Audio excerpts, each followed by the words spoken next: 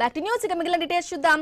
ఓటర్ల జాబితా ప్రక్షాళన కోసం భారత ఎన్నికల సంఘం చేపట్టిన ఎస్ఐఆర్ భారీ డ్రైవ్ జూన్ 25 నుంచి రాష్ట్రంలో అధికారికంగా ప్రారంభమైంది. లక్షలాది బోగస్ ఓట్లు, డూప్లికేట్ ఓట్లు, ఒకే వ్యక్తికి 2 రాష్ట్రాల్లో ఉన్న ఓట్లను ఏరివేయడమే లక్ష్యంగా ఈ ప్రక్రియ జరుగుతుంది.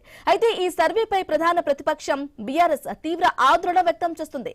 ఒక వ్యక్తికి ఒకే ఓటు సూత్రాన్ని పక్కాగా అమలు చేయాలని ఇప్పటికే ఎన్నికల సంఘానికి ఫిర్యాదు చేసింది. ఎస్ఐఆర్ పై అసలు బీఆర్ఎస్ అభిప్రాయం ఏంటి? కాంగ్రెస్ ప్రభుత్వం ఈ ప్రక్రియను దుర్వినియోగం చేసే అవకాశం ఉందంటున్న మాజీ మంత్రి శ్రీనివాస్ గౌడ్ తో మా ప్రతినిధి రత్నకుమార్ ఫేస్ టు ఫేస్. ఓట్లలో అవకతవకలను అరికట్టేందుకు కేంద్ర ప్రభుత్వం ఎస్ఐఆర్ను తీసుకొచ్చింది. ఇక ఇప్పుడు దేశవ్యాప్తంగా కూడా ఎస్ఐఆర్ ప్రక్రియను ప్రారంభించడం జరిగింది. మరి ఈ ఎస్ఐఆర్ ప్రక్రియ పైన బీఆర్ఎస్ పార్టీ ఏమనుకుంటోంది, దీన్ని ఎలా భావిస్తుంది అనేది కూడా తెలుసుకుందాం. మనం ప్రజెంట్ మాజీ మంత్రి శ్రీనివాస్ గౌడ్ ఉన్నారు. సార్ చెప్పండి, ఏం చెప్తారు? ఈ ఎస్ఐఆర్ ప్రక్రియను ఏ విధంగా భావిస్తోంది బీఆర్ఎస్ పార్టీ? ఏం చెప్తారు? మా బీఆర్ఎస్ పార్టీ చాలా మంచి ప్రక్రియగా భావిస్తూ ఉంది. ఓటర్లను అప్రమత్తం చేసి ఓటర్లకు కావాల్సినటువంటి సూచనలు, సలహాలు కూడా పార్టీ తరఫున ప్రతి నియోజకవర్గంలో మేము మీటింగ్ పెడతా ఉన్నాం.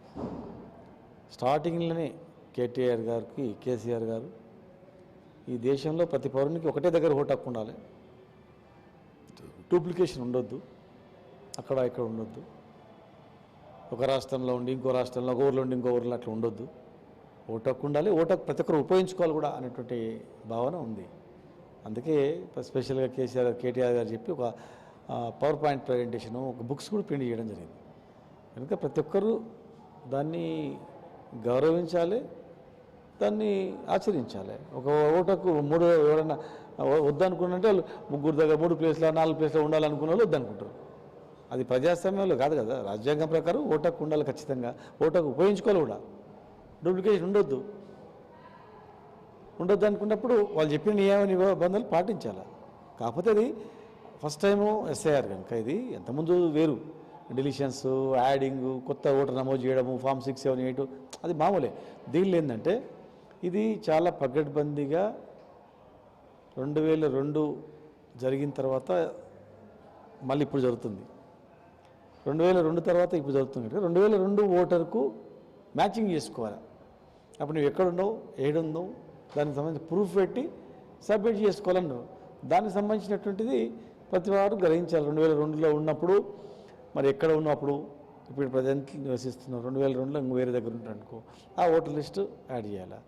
లేదు కొందరు 2002లో ఓటరు కాలేకపోయి ఉంటాడు, ఇప్పుడు ఓటర్ అయి ఉంటాడు, వాళ్ళ పేరెంట్స్ ప్రూఫ్ అవి పెట్టాలా. కొందరు వేరే దగ్గర ఉంటారు, చిన్నప్పుడు పెద్దగా మ్యారేజ్ ఇక్కడ వచ్చింటారు మహిళలు, సపోజ్ వాళ్ళు అక్కడ తల్లిదండ్రుల పేరెంట్స్ యొక్క ప్రూఫ్ పెట్టి దీనికి మ్యాచ్ చేయాలి. అది ఇటీవల కాలంలో కూడా బీఆర్ఎస్ పార్టీ ఎలక్షన్ కమిషన్ని చాలా గట్టిగా అడుగుతూ ఉన్నారు, పారదర్శకంగా చేయాలి వ్యవహారం అన్న పూర్తిగా ఎస్ఐఆర్ ప్రక్రియను అంటూ కూడా తెలుస్తుంది. ముఖ్యంగా హైదరాబాద్ లాంటి మహానగరంలో ఏపీ, ఆంధ్ర తెలంగాణ ఓటర్లకు సంబంధించినటువంటి అంశం అనేది ఏమన్నా వివాదాస్పదంగా మారిందా, కొంత ఇబ్బందికరంగా మారిందని చెప్పండి. దొంగ ఓట్లు వేయాలి, ఆడేయాలనుకోవడానికి ఇబ్బంది అవుతుంది అంతే. అక్కడ ఒక ఓటు వేయాలి అనుకోవడానికి ఏమి ఇబ్బంది ఉండదు. రాజ్యాంగబద్ధంగా 10 ఓట్లు వేయాలని లేదు, ఒకటే ఓటు వేయలేను కదా. దొంగ పని చేసినందుకు భయం అవుతుంది అంతే. కరెక్ట్ నిజాయితీ ఉన్నాడు ఎవడో వదలకుండా, ఆంధ్ర ఉండాలి, ఈడు ఉండాలి నిర్ణయించుకుంటాడు. ఆంధ్ర ఉంటే ఆంధ్రలో వేస్తా, తెలంగాణలో వేస్తా, రాయలసీమలో వేస్తా అంటే అది ప్రజాస్వామ్యం అవుతుంది. కనుక ఉండొద్దు, ఒకటే దగ్గర ఉండాలి. ఆంధ్రలో ఇప్పుడు జనరల్గా ఇక్కడ ఈ స్టేట్లు ఏంటంటే ఆంధ్ర తెలంగాణలతోనే పంచాయతీ ఎక్కువ ఉంటుంది. హైదరాబాద్లో అన్ని రాష్ట్రాల్లో ఉంటారు, కానీ వాడు ఎవడు ఒకటే దగ్గర వేస్తారు ఓటు అంతే. ఈడ మాత్రం వీడేస్తారు, ఈడేస్తారు. మేము పోయి ఆడేసేది ఏముండదు, వాళ్ళు అక్కడ వేస్తారు, ఇక్కడ వేస్తారు అంతే. అటువంటిది ఉండొద్దు, ఒక్క దగ్గర ఏంటి ఈడుంటే ఈడ ఆడుంటాడు అంతే, దాన్ని తప్పే ఉంది. మరి గ్రామీణ లెవెల్లో ఈ బిఎల్ఓల వ్యవహారం కావచ్చు, ఇది కొంత అధికారంలో ఉన్నటువంటి పార్టీలకు కొంత అడ్వాంటేజ్గా మారి ప్రతిపక్షంలో ఉన్న పార్టీలకు కొంత ఇబ్బందికరంగా మారేటువంటి అవకాశాలు ఉండే అవకాశం ఉంది అంటే ఏం చెప్తారు? అట్లేముండదు, మనం చూసుకోవాలి.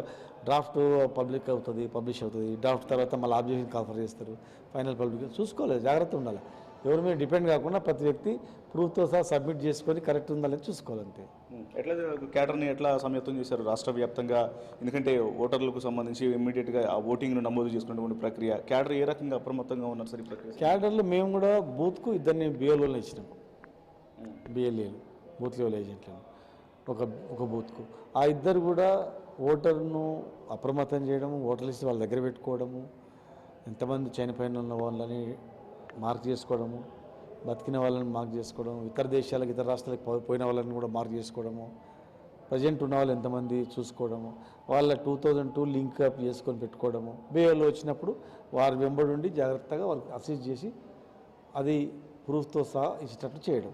గతంలో దాదాపు 80 లక్షల ఓట్లకు పైగానే కొంత మార్పులు చేర్పులు వివాదాస్పద అంశం అనేది ఉంది అంటూ కూడా రికార్డ్స్ ద్వారా తెలిసింది. ఇప్పుడు ఒక నెల రోజుల పాటే జూలై 24వ తేదీ వరకు పెట్టారు. సో ఆలోగానే ఈ ప్రక్రియ మొత్తం కంప్లీట్ చేసేటువంటి అవకాశం, ఆ టైం సరిపోతుందా, ఇంకా ఎక్స్టెన్షన్ చేయాల్సిన అవసరం ఉంటుందంట? ఇప్పుడు జూలై 26th వరకు ఉంది 1 మంత్. తర్వాత 30th నుంచి మళ్ళీ 1 మంత్ ఆబ్జెక్షన్స్ కాల్ ఫర్ చేసిండ్రు. ఆ తర్వాత మళ్ళీ 1 మంత్కు అక్టోబర్ 3కు 1st అనుకుంటా ఫైనల్ పబ్లికేషన్ అవుతుంది.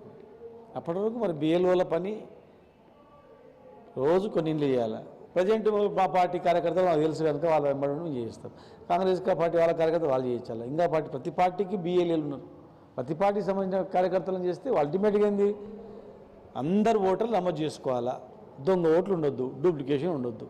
అది ఇంటెన్షన్. మాజీ మంత్రిగా ఫైనల్గా రాష్ట్ర వ్యాప్తంగా ఉన్నటువంటి ప్రజలకు ఏం చెప్తారు? ఈ ఓటింగ్ నమోదు ప్రక్రియలో బిఎల్ఓలకు సహకరించే విషయం కావచ్చు, అందుబాటులో ఉండడానికి సంబంధించి కావచ్చు, ఏం చెప్తారు? అందుబాటులో ఉండాలా, ప్రూఫ్స్ పెట్టుకోవాలి, చదువుకున్న వాళ్ళు ఉంటే స్టడీ చేయాలి, చదువుకున్న వాళ్ళు ఉంటే చదువుకున్న వాళ్ళతో వినాలా, దానికి సంబంధించిన ప్రూఫ్ పెట్టుకొని ఓటర్ లిస్ట్లో మార్క్ చేసుకొని పాత ఓటర్ చిట్టి వేసింటే మొన్న ఓటు వేసింటే ఆ ఓటర్ చిట్టి పెట్టుకోవాలి. 2002లో నేను ఎక్కడున్నా ఓటు దానికి ఎట్లా మ్యాచింగ్ చేయాలి, మ్యాప్ చేయాలి అనేది చేసుకోవాలి. అంతే. Thank you sir.